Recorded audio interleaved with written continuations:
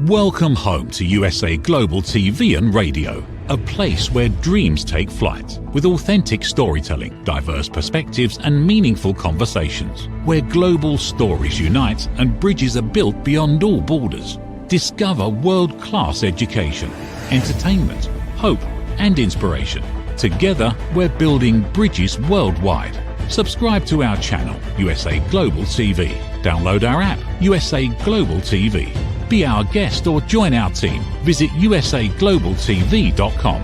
Thanks to our founder and executive producer, Dr. Jacalyn Kerbeck. Music score by Yeffy Tang from Cloud Road Music.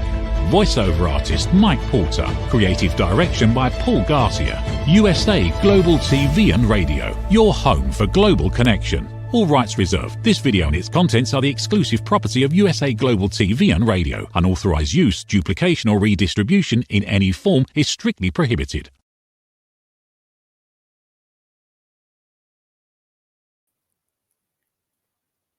Hello and welcome to USA Global TV and Radio, where we provide world-class education, entertainment, hope and inspiration. Our show today is A Woman's Prerogative in partnership with E360 TV. Our topic today, commitment issues, personal flaw or rational response to modern life. I'm Caroline Heward, and I'm thrilled and honoured to be representing Dr. Jacalyn as your host for USA Global TV and Radio's flagship show, A Woman's Prerogative. I'm a TV presenter and I'm also the resident therapist for USA Global TV and Radio. I've been on the channel now for 4.5 years. A very warm welcome to our loyal viewers and our friends at E360 TV and all our usual friends on our usual platforms, YouTube, Facebook, LinkedIn and X. Today, I'm joined by our wonderful full-time panelists. We always have really insightful and riveting conversations. I'm very pleased to share this platform with our full-time resident panelist, who is, Reverend Lydia Fujiri. She's coming all the way from Canada. She is a TV presenter in her own right and running a top 10 show. She is also a country partner and an author of bilingual self-help books. She's a registered nurse and a holistic nurse. She's also an intuitive and spiritual healer. And she invented this amazing mist called Miracle Mist, which is patent pending. I'm sure she will share some more details about that when she introduces herself. She's also an advocate for free rights. Please welcome our wonderful full-time panelist, Reverend Lydia Fujiri. Wow, what a warm welcome. Thank you very much. That was Lovely deserved. Thank you very much. Thank you very much. Please, Reverend Lydia, please introduce yourself and tell our audience a little bit more about what you do and how you bring value. And please do share about your other Miracle Mist that you do that I haven't mentioned, because I've left you something to say. Well, that is it. I'm a reverend, so I do celebrate weddings. I also am a spiritual teacher, so I work on personal transformation, introspection, mindfulness, and compassionate self-discovery of everyone. And I work with my books that are called 111 Reflection for Thy Earth Odyssey. So that is, I engage in life through curiosity with my students, and I bring them a sense of sacred connection also. As for the Miracle Mist is actually, it is a mist that I invented some years ago that is patent pending, that purifies spaces. So someone that wants to carry a ritual, or people that have ghosts in their houses and do not want to have them, you do not always want to have ghosts in your house. So the Miracle Mist actually is to chase ghosts away, because it was inspired by the divine source that gave the ingredients to me, because I am blessed with hearing the divine talked to me since I was born. So I am lucky like that. And it elevates all vibrations. I did also the Perfect Mate incense, but we will keep that for the rest. So thank you very much for greeting me. Thank you very much, Reverend Lydia. And always wonderful to share this platform with you. It really is. I enjoy the show doing this with you because we have a certain synergy and a similar way of viewing things. So thank you very much. And for me, I'm known as the Harley Street stress expert, and I help people bust their stress.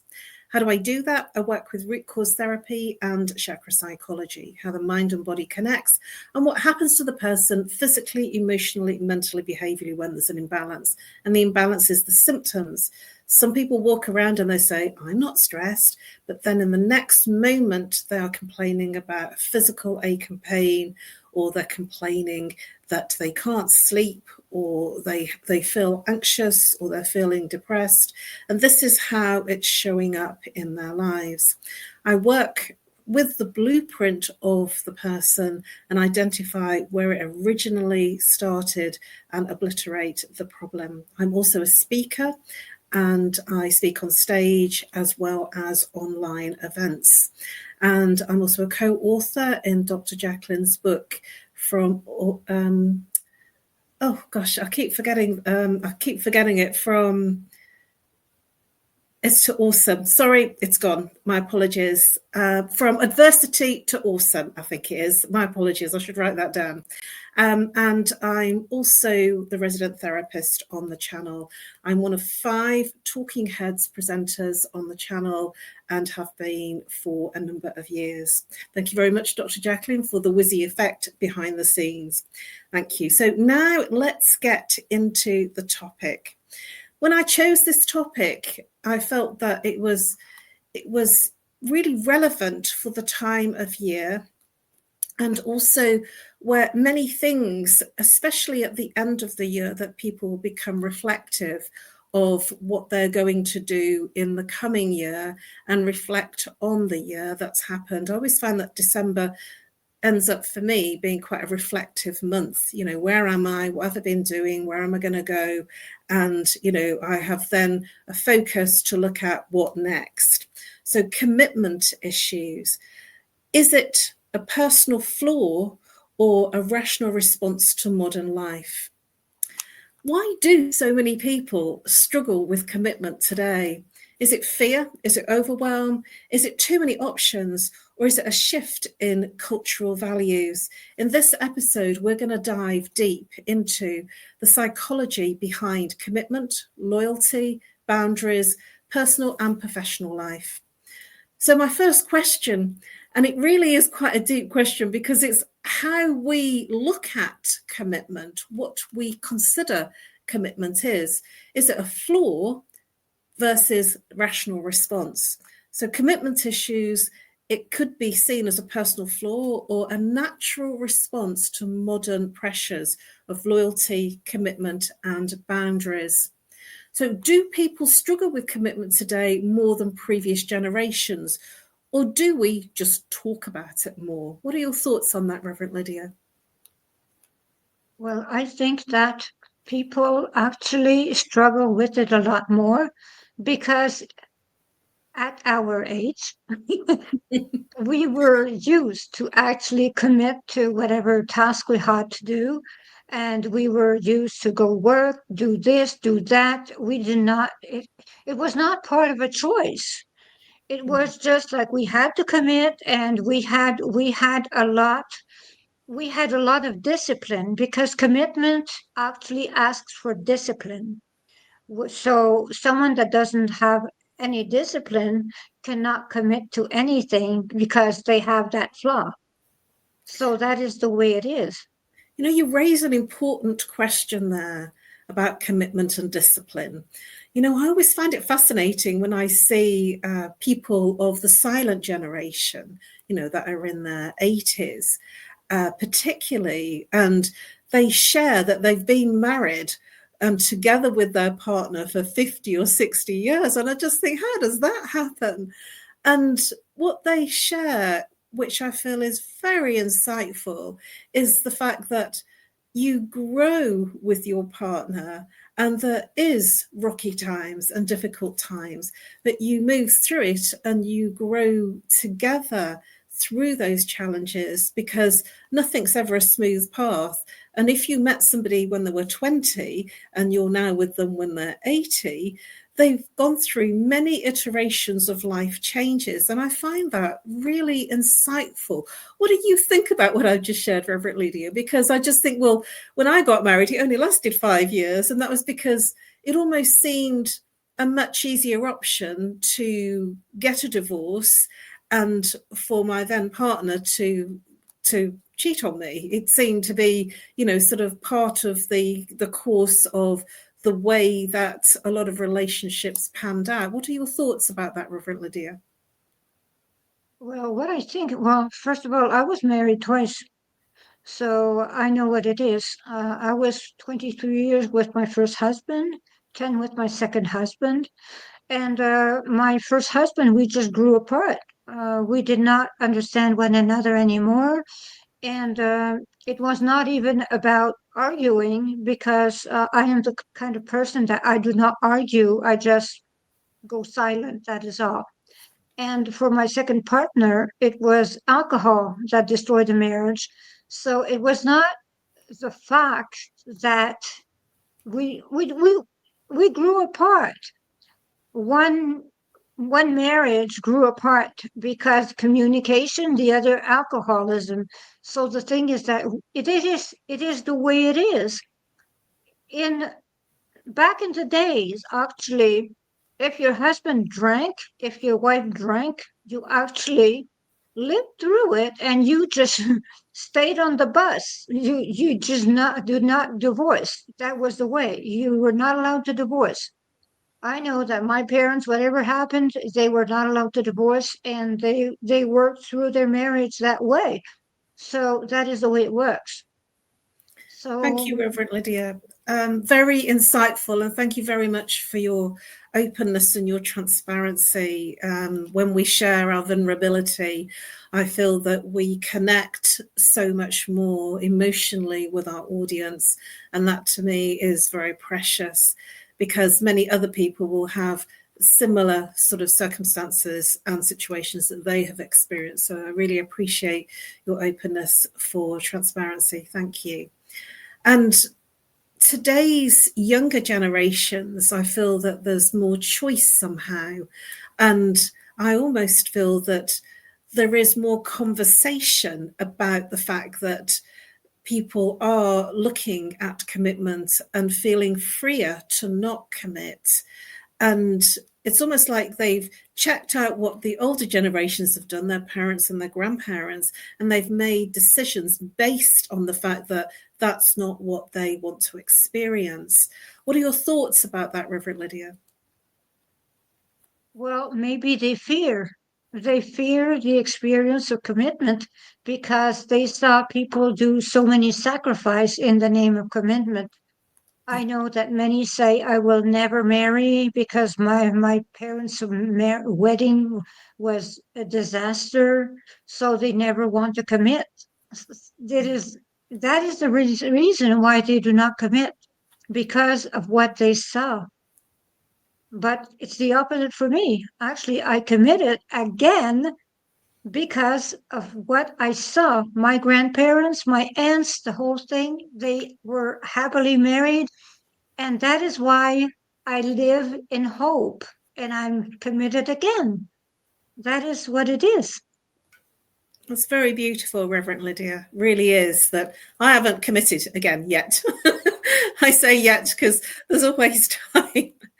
So, can we be loyal without being committed, or are they two? Are those two inseparable? Are they inseparable, or can we just be loyal without that commitment?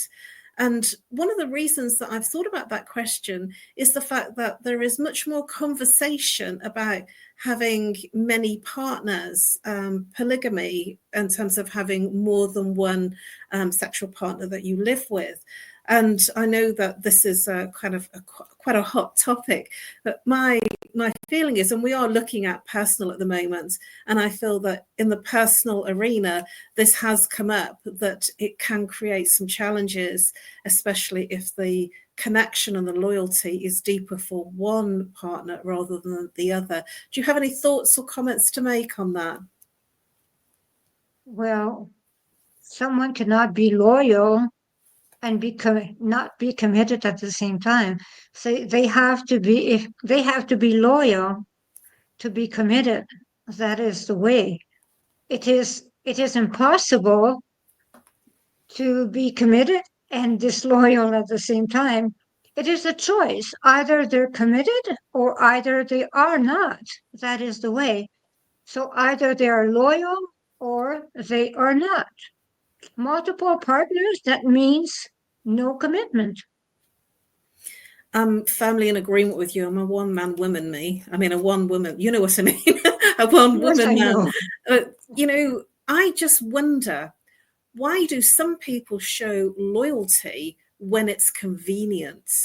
And this is something that has always bothered me. Somebody can be very loyal to you when it's convenient to them, but then they change towards you when it's not convenient. And there is certain personalities that do this. Have you ever had that experience, Reverend Lydia? I certainly have, when I've been wanted for something like a project that needs doing, and there's a deadline and everything has to be done. So I'm committed and I'm loyal and I'm really getting there. And when it's done, it's like they forgot about me. They forgot that I did that great thing and it's on to the next project. And certainly when in my marketing days, I would consider that there was a cliche that people would say that you're only as good as the last thing you did. Do you have any thoughts or comments? Well, that means that they can discard of you as they please. So that means that we do not mean anything to them. So we do not have to be loyal to them. They do not deserve our loyalty. They do not deserve for us to be so committed to them. So if someone actually uses us like that, it is absolutely inconceivable that we continue serving them for their purpose and not serve our own purpose, which is freedom and love and life.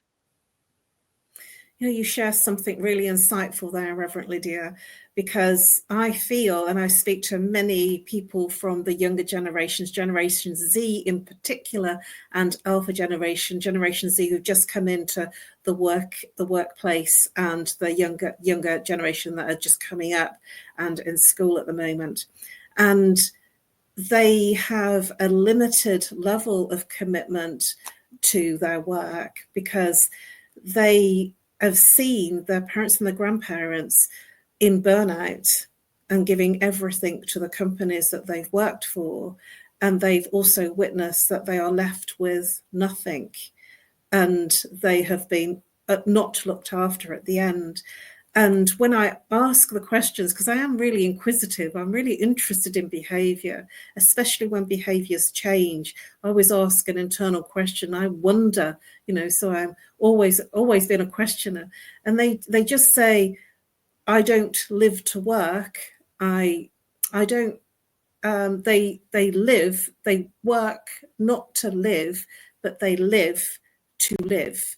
So work is almost an inconvenience that they need to do to gain money. And I find that fascinating that they have such a view of work-life balance. And we are at the point of break. And I wanted to share that because I felt that the different generations, they do have an entirely different perspective on what I would say our generation and the older generations, where we were much more committed in the workplace. So let's go over to a short commercial break. Please do come back, whether you're on the live or the replay, where we will explore more about commitment issues, personal flaw or rational response to modern life. Thank you very much, and we look forward to seeing you after the break. In a noisy world, true connection begins with listening. Elevated listening transforms every conversation in just 5 simple steps. Pause and breathe. Set your intention. Listen with curiosity. Reflect back. Agree on one next step.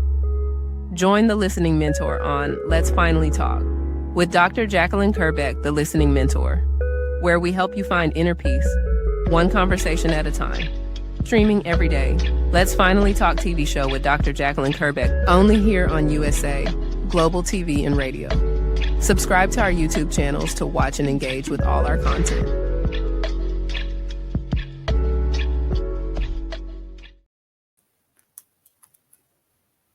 Hello and welcome back to USA Global TV and Radio, where we provide world-class education, entertainment, hope and inspiration. Welcome back to A Woman's Prerogative in partnership with E360 TV. If you're here on the replay or the live, welcome back. If you've just joined us, please do check out the first part just before the commercial break. I am joined by Reverend Lydia all the way from Canada, and we've been having a really interesting and insightful conversation. So please welcome back, Reverend Lydia. No. Thank you very much, Reverend Lydia. So we've been having some interesting explorations, haven't we, about commitment and the different generations. But what I want to just continue this conversation in terms of how do commitment avoidant individuals affect the workplace performance and team morale. And I'm looking here particularly, and when I say workplace avoidant, commitment avoidant people, it'll be almost like, especially in companies particularly, that people will hide behind their screen and behind their desk and not do things. And they will look busy. There's like this looking busy, but not actually being busy. You know the kind of thing I mean? I mean, we're not both in companies right now, but, you know, sort of in my corporate life, and I know it still goes on. I just wonder whether it is about the fear factor of failure, being hurt, losing autonomy, or making the wrong choice. Do you have any thoughts to share on the fact that there are commitment avoidant people within the workplace? And what are your thoughts on why they are avoiding commitment? Well, many people feel they are not up to the commitment they have to make. So, as I always say, someone that does not do anything never makes a mistake. So they are the ones that are afraid to make a mistake, so they will not do anything to be sure that they never show their flaws. So that is the way it works. So people actually are scared of looking bad by doing a task that will probably make them look not as well at ease as their work they are used to do, something that they repeat all the time.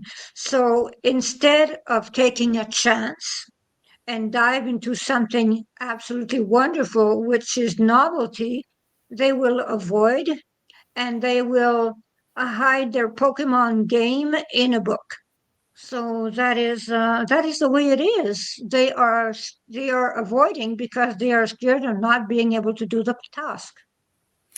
Thank you, Reverend Lydia. Some wise insights there. I must admit, when I was listening to you, I was kind of nodding because I know when I've been in the workplace, especially in corporate, there have been those people that are great at avoiding, but look the part. They come out of the elevator with the CEO, so they're seen, but they don't actually participate. It's very interesting, you know, very interesting power play, I called it. I was always a bit of a worker bee.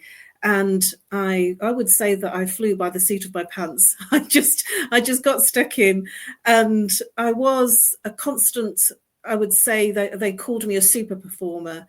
If there was something that I had to get stuck into that was like a project that couldn't be possibly achieved within the time scale, I would just almost take it on as a challenge, and then succeed, because that was something in my own personality, my behavior, that I wanted to succeed because I enjoyed the work. I've always enjoyed the work that I do in whatever way that I have worked, whether it be voluntary and unpaid, on non-exec committee meetings and on non-exec roles, and also within paid environments as well as here, because I have a commitment and a loyal streak in whatever I do to show up and be there.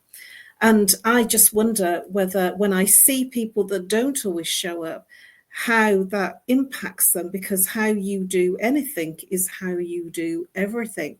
So if you are not showing up in terms of being loyal or committed, that would affect your personal life as well. Do you have any thoughts or things that you would wish to share on that? Well, when you want to know if someone is able to commit, you actually, all you have to do is ask their track record. So when you look at their track record, you know if you should actually ask them to commit to something or not, because they are actually very proud of their track record. So, like the people that tell me that they have been married 5 times, well, it's really not a good idea to be the sixth wife. So things like that, if they never achieved anything, if they always changed job, things like that. You watch their track record and you know if they are able to commit or not. It is the way they are. Thank you, Reverend Lydia. Behaviour, I think, is fascinating. I'm always interested in the way that people respond and react, and how people respond in everyday life to situations and changes and circumstances. But I have, and we're of an age that we have witnessed huge changes globally and in our locality, in our own countries, where the dating culture has completely changed, turned on its head. There is a swipe left and a swipe right.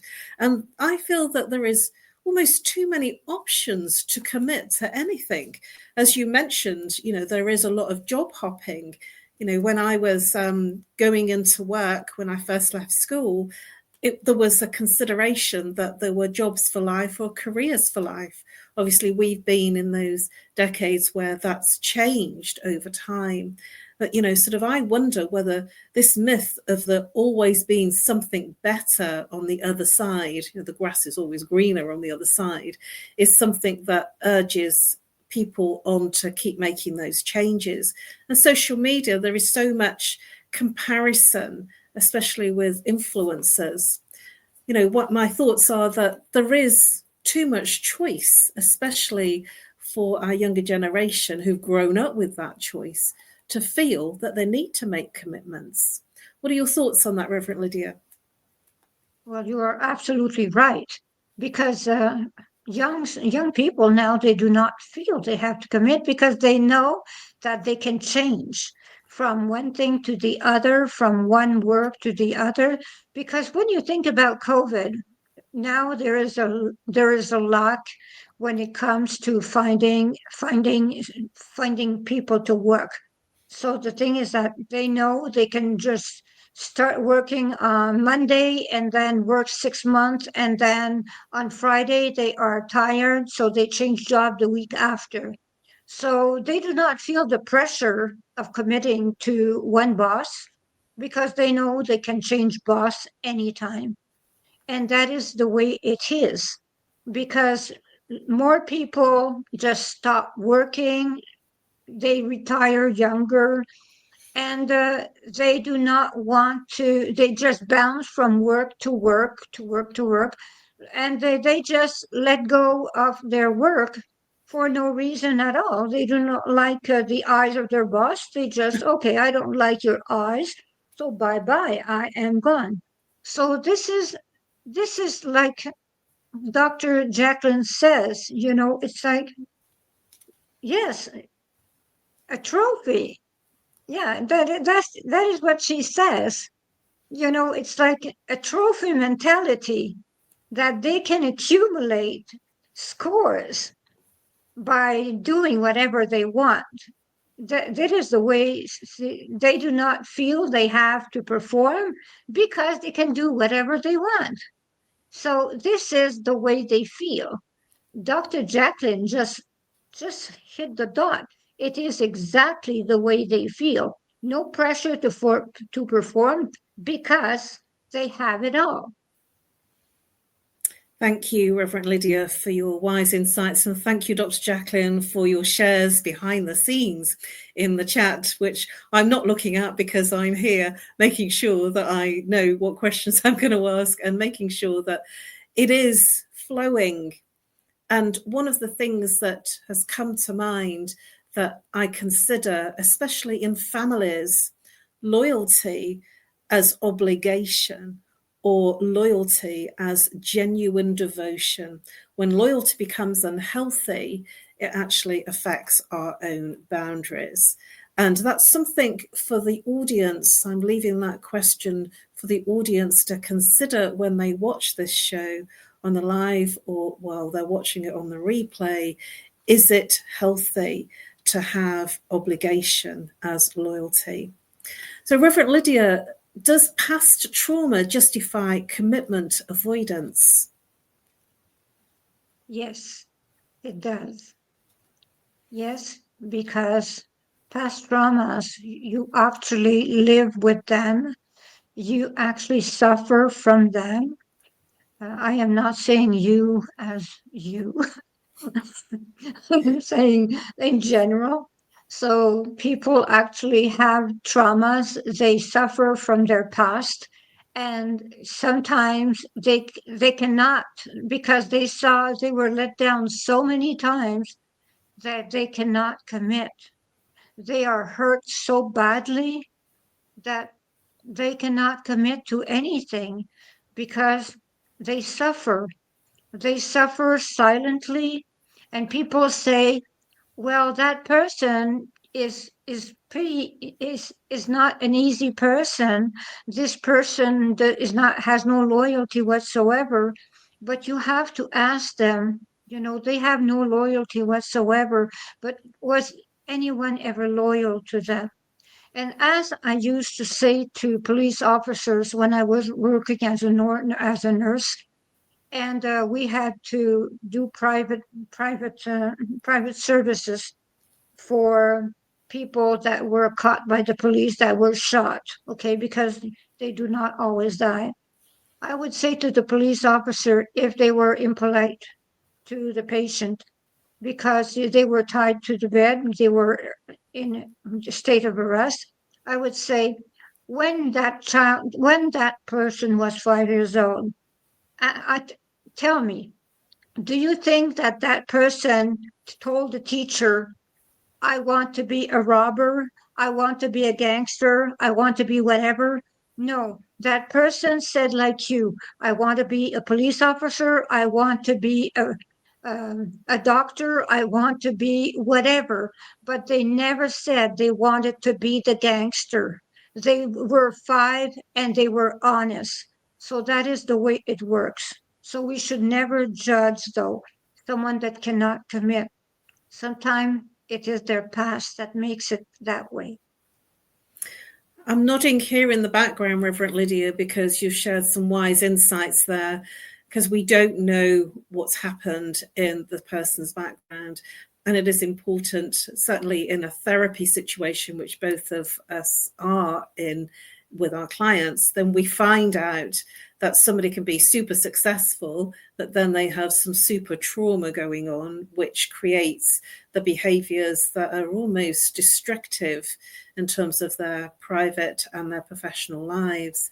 And it does have an impact on their relationships, both in their personal and professional lives, because you can't separate the two, and it does come out, and it depends on how the other people react and respond to that, and how the person is able to adjust and change from the feedback. We are at the end of our show, and there's so much more I want to explore in this topic. And at the same time, I really feel that we've done commitment, loyalty, and obligation to real justice here. And I really thank you wholeheartedly for your insightful shares, Reverend Lydia, and for the exploration that we've had tonight. And I do just want to look very quickly before we go at some possible solutions. And we have shared some along the way during this conversation, but some possible solutions is to have recognition, to be in awareness that there is some commitment difficulties and some commitment issues, and also trust and setting expectations on both sides. Please, Reverend Lydia, share how people can reach you and the best way to reach you. And please do share how they can get your Miracle Mist and your other essence as well. Okay. They can reach me at 1-514-582-6882. They can also write to me at greatdivinemother@gmail.com. They can also write to me on Facebook. I have Lydia Fougère on Facebook, or LinkedIn, Lydia Jacalyn Fougère on LinkedIn. They can also buy my books on Amazon, 111 Reflections for Thy Earth Odyssey. They can buy my books, and the Miracle Mist and the Perfect Mate Incense are available on Etsy.com in my boutique that has the name of Holy and Holy. So thank you very much. So the Perfect Mate Incense helps a lot, it seems. And the Miracle Mist is something that I absolutely recommend. I really do recommend it because it is very misunderstood. And someone that buys the Miracle Mist will see all the benefits they have from it the minute they start spraying that bottle. Thank you. Thank you very much, Reverend Lydia. And to all of our viewers that are watching, please do check out Reverend Lydia's products and her books, because she is definitely worth checking out and testing her Miracle Mist and her one for seeking a mate. For me, you can reach me on No More Stress at live.co.uk, or call me if you're international, +44, if you're local, 07523 120 189. Please do connect with me on LinkedIn and Facebook. Those are the two channels that I mainly use. Please do follow and connect with me and drop me a message. I'm also offering at the moment, and it's a special, ridiculous deal.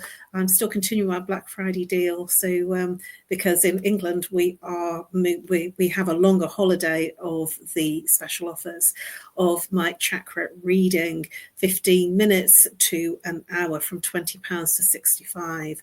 The link is in the YouTube description. Sorry, it's not in the YouTube. The link will be on my Facebook page and on my LinkedIn page, and I will put it into the comments after the show. Thank you very much for joining us, and thank you, Reverend Lydia, for always your ingenious and insightful shares, and also for your vulnerability in what you've shared. Thank you very much, Dr. Jacalyn, for all the whizzy effects behind the scenes. And as we close out our show, I want to leave you with some closing key insights. Commitment issues come from fear, not weakness. And as a reminder, our boundaries create clarity, not avoidance. Understanding this helps improve both relationships and leadership. Thank you very much for joining us. We look forward to seeing you next week at the same time, which is 7 p.m. Greenwich Mean Time and 2 p.m. Eastern Time. And I look forward to sharing another insightful and riveting conversation. Thank you very much, everybody who's joined us here tonight. And thank you very much to all who are watching on the replay. Bye-bye for now, and over to our sponsors. USA Global TV and Radio proudly presents Tracy Cram Perkins, a dementia caregiving survivor teaching how to balance care with peace of mind. #1 resource for dementia caregivers. It's the book Dementia Home Care: How to Prepare Before, During, and After. Over 17,000 copies sold of this must-have guide. And now a testimonial from Tracy Smith. If I was to describe this book to someone who is going through a similar situation, I would underscore how important it is to have some sort of a tool or a guidebook to help you through certain stages. And there's so many, it's such an unknown topic to the average person. And to have this as a reference is essential. It's going to help you get through it personally, as well as help your loved one manage. To learn more, go to TracyCramPerkins.com. Tracy Cram Perkins is an award-winning author. She's also the host of Dementia Home Care television show. Watch it here on USA Global TV and Radio. Is it true? Is it kind? Is it necessary? In a world quick to judge, one book dares to reveal the hidden cost of silence.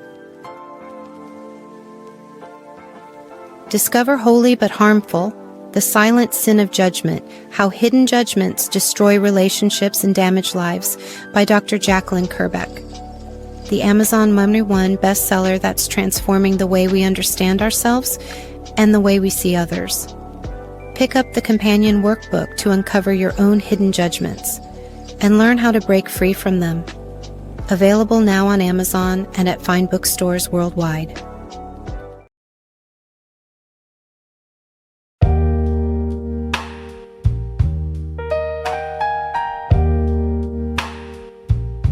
The moon is a spotlight, the sun's on the stage, the world's got some good seats, but nobody stays. They get their opinions, I've got mine too. So, darling, please listen to what I say. Listen, babe, now, listen, babe, now. Listen, babe, now, listen, babe, now. Listen, babe, now, listen, babe, now.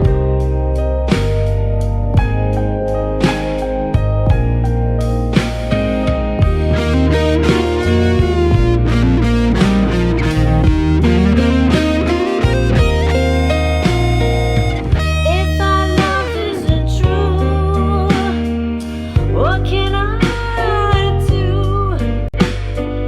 Reinventing myself, letting go of you.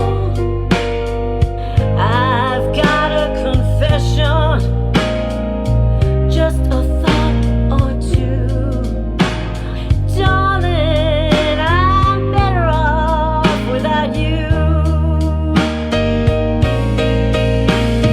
Listen, babe, now, listen, babe, now. You got the power. Listen, babe, now, listen, babe, now. No need to hide. Listen, babe, now, listen, babe, now. Girl on fire.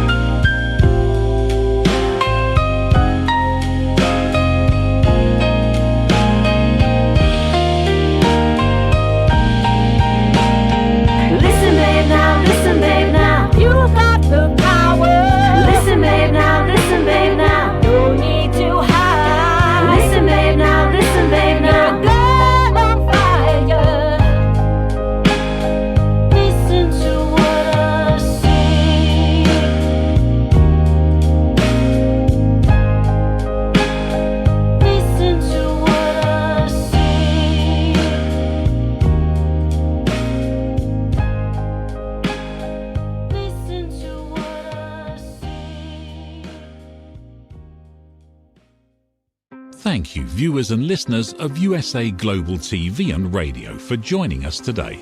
We're honoured to have your time and attention as part of our global community. At USA Global TV and Radio, we believe in the power of authentic conversations, meaningful connections, and creating a world of possibilities together. Want to be part of something bigger? Join our team of elevated listeners at usaglobaltv.com, a space where your voice matters and your ability to listen transforms relationships. Stay connected with us across all our platforms for thought-provoking discussions, expert insights, and empowering stories. Subscribe to our channels at youtube.com/c/USA Global TV. Follow us on social media and explore the endless opportunities we're creating for growth, learning, and inspiration. Together, we're not just broadcasting, we're building bridges and changing lives one conversation at a time. For inquiries, contact us at info@usaglobaltv.com. Music by Johnny Dies. Produced by Executive Producer and Director Dr. Jacalyn Kerbeck. Voiceover by Mike Porter. Creative Direction by Paul Garcia. All rights reserved. Copyright 2025. Visit usaglobaltv.com to view our full terms and conditions.